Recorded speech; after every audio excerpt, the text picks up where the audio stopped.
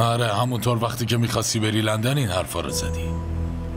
همه مسئولیت ها رو میگیرم، همه بدهیارم پرداخت میکنم، اوضاع خونرم تغییر میدم، کارای شما رو هم درست میکنم. قسم میخورم داداش، قسم میخورم مامان، قصد منم همین بودم اما لندن واقعا شرایط سختی داره و توی زمان کم من نتونستم این کارا رو کنم. معذرت میخوام داداش. از من بپرس دیگه.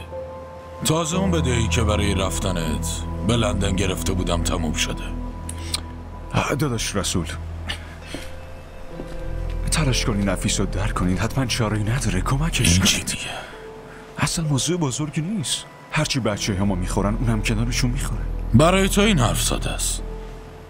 تو که به خاطر قهرمان بازیات خونه نشین شدی، خونه چطور اداره میشه رو از من بپرس. نفیس تو حتی این کارم نکردی که حال داداش کوچیک تو بپرسی. بانک رفته بود که قبضا رو پرداخت کنه، اونجا دزد اومد. بانک دزدی میشد، خب میذاش بدزدن، اما نه خیر، میخواست قهرمان بازی در بیاره. پولای بانکو که نجات داد، اما دزدا یه جوری تیر به عصبش زدن که یه دستش برای همیشه از کار افتاده. اون پاداشی هم که گرفت خرج دوا درمونش شد. به سختی تونستم توی یک کتاب فروشی به عنوان فروشنده براش کار پیدا کنم. درآمدش خیلی کمه، این که چقدر رو خودت میتونی حدس بزنی. اونا فقط تحصیل دختر رو به عهده گرفتن. این داداشت هم به همون دل خوش کرده. داداشت کاملا درست میگه.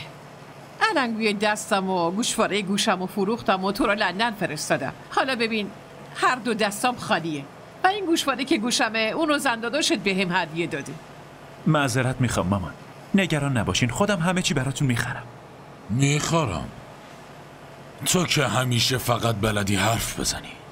این کارو میکنم، اون کارو میکنم، اینو میخرم، اونو میخرم. همه یه حرفات واسه فرداست. وقتی چیزی رو قول میدی چرا بهش عمل نمی کنی؟ ببین من دیگه به حرفات اعتمادی ندارم. تو هم نمیخوای سر کارت بری؟ از پول در آوردن خوشت نمیاد ها؟ نه خیر، دارم میرم. ببین از دست ما کاری بر نمیاد. نه مامان.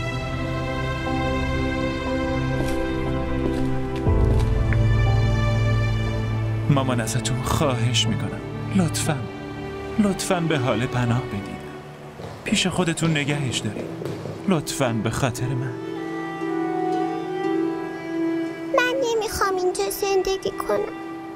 حال عزیز دلم، اینجا بمونی بهت خوش میگذره، برای خودت خیلی خوبه، بهت قول میدم و مامان بزرگت خیلی خوب ازت مراقبت میکنه. مگه نه مامان؟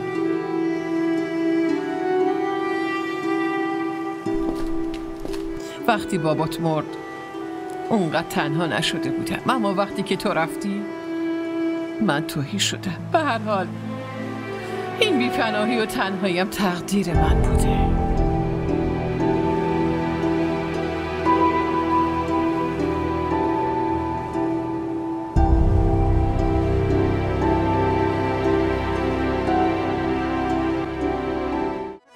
همراه ما باشید و فراموش نکنید که سابسکرایب کنید تا بهترین سریال ها را با دوبله فارسی از تلویزیون دیدی تیوی تماشا کنید.